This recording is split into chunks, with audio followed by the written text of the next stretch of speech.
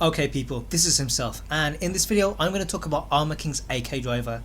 This is one of his most underrated throws and I'm going to show you the best way to use it. I'll also cover the Oki you get afterwards and tell you what my next Armor King video will be.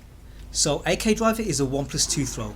It does 45 damage and the input is from crouching, down back plus 1+2. But because of that awkward command, people often misunderstand how it's meant to be used. Some people try to use this aggressively. What they do is they try to get close to the opponent, crouch and then input the command. But the problem here is that you're vulnerable the whole time and the opponent can see the animation, so generally it's not a good idea. A better option is after DB3. On hit this puts you at +5 and you recover crouching, so you're already in the right position. On top of that you've got some decent mids to mix things up with.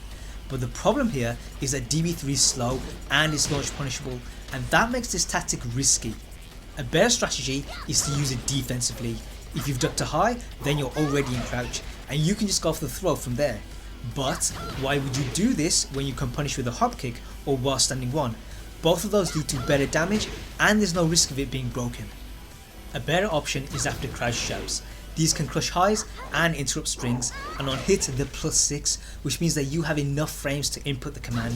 They're also useful in punishing moves which are -10 on block but have forced you into a crouch. However, there is one more application and I think this is how it's meant to be used. Look what's happening here. Elisa is doing up forward 4-4, which on block puts her at -13, but it also forces Armor King into a crouch. What this means is that your best guaranteed punish is while standing 4. An Elisa player will know this and might feel that using this move against you is worth the risk because she's getting a launch. But this is the perfect place to use AK driver. On block you're already crouching and the throw comes out in 12 frames, so you'll catch them before they can duck.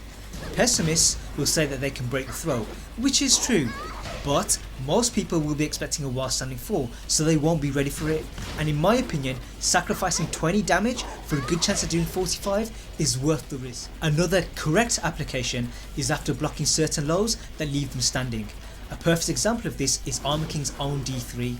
On block it's -12, which means that you have just enough frames to do the throw.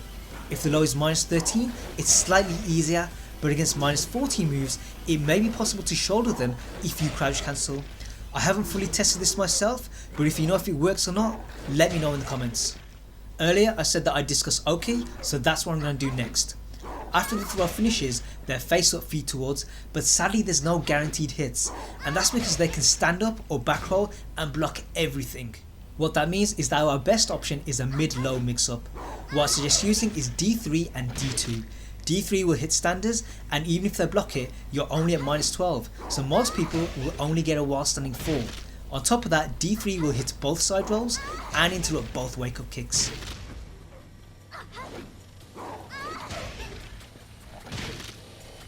D2 on the other hand is a mid and it's completely safe at -2. It'll hit crouches and interrupt both wake up kicks.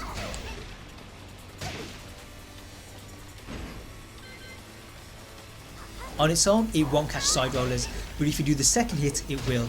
Unfortunately if they block it you're at -14, so you can be punished, but if you go for the third hit it's only -11 and it forces them into a crouch, so you'll only eat a while standing 4. On top of that, the full string is useful against those who spring kick. What that leaves is recovery kick, and sadly neither D2 or D3 are fast enough to interrupt it, and what that means is that your best option is DF4. The only problem with this is that you need to be seriously quick, and against some of the other options you can end up whiffing. So what I suggest is just sticking to D2 and D3 because the damage from recovery kicks is minimal and so few people use them anyway. And that brings this video to a close. As always, I hope you guys learned something. If you did, then make sure you give it a thumbs up. If you think I missed something out or got something wrong, then say so in the comments. My next Armor King video will be a short selection of combos off this throw, including a 90+ damage one, so if you want to see that when it comes out, make sure you subscribe, and I'll see you guys in the future.